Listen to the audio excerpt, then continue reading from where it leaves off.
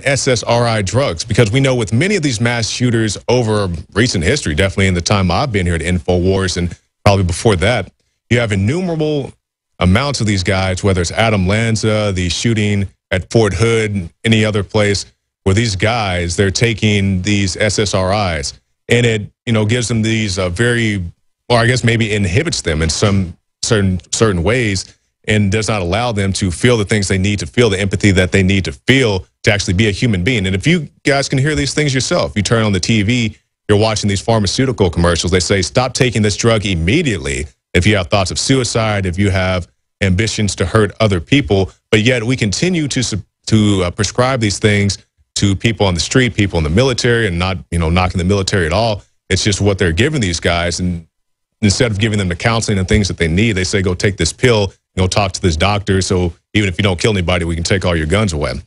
But let's talk more about Mr. Roof. Once again, I should not call him Roof, but he goes into a church in Charleston, South Carolina. A congregation is meeting, a very small group. He goes there, he sits there for about an hour. He's listening to the message, and, he's saying his prayers. And he decides to pull out a .45 caliber pistol. Reports are saying that he got it from his father for a birthday present, and opens fire and kills many of the people in there, 9 people. One person was allowed to tell the tale, and another small little girl, she survived by playing dead.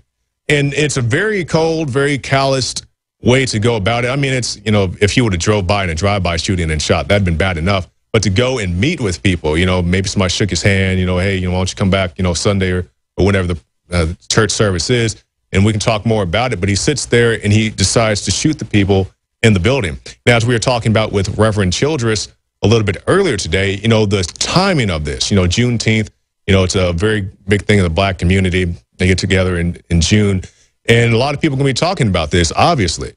And, I'm not saying the guy was meeting with the feds or anything like that, but, he may have been meeting with some white supremacists, said, well, hey, if you have ambitions to go kill somebody, why don't you just wait and do it this weekend? It's going to be a huge story. I mean, it would have been a huge story anyway.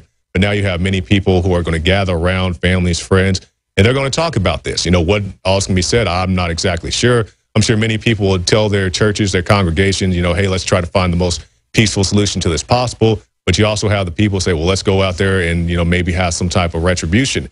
And going out and attacking people randomly, as this guy did, is not going to be the answer. Of course, this guy needs to be held accountable. And I'm sure since they've caught him, they have him in some type of segregation. Back when I used to work in jail, we had the medical facility, and that's where most of your high-risk inmates were. Guys that they pretty much are convinced that they put them in general population, they could be injured or not murdered. So they put them in a medical facility where you have a lot of staff and you have very few inmates to contend with. So they'll probably stay there until they find out exactly what's going on with him. And also, I'll briefly touch on the time we have Hillary Clinton, and as our last guest was speaking about all the things going on in the Clinton presidency and even in the Clinton governorship, because he was hitting on a lot of things that I didn't know about, because I know about Bill Clinton and Hillary Clinton now, but their days prior before Bill became the governor, that's new information to me. And one of the questions I hope we get a chance to talk about when he comes on the show next week, when he talks to Alex, is the cocaine that came into Mena, Arkansas. Because we always hear it's a conspiracy theory that the government has been involved in bringing cocaine into this country. And briefly, as we wrap up, go watch the 60 Minutes interview with Mike Wallace, where he's talking to the head of the DEA. And he says, hey, you telling me that the CIA brought cocaine into this country? The DEA guy said, yes, I don't know any other way to explain it to you. So stay tuned. Nightly news coming up 7 p.m. Central. Darren McBreen bringing you the latest. So stay tuned to that and more reports, Infowars.com.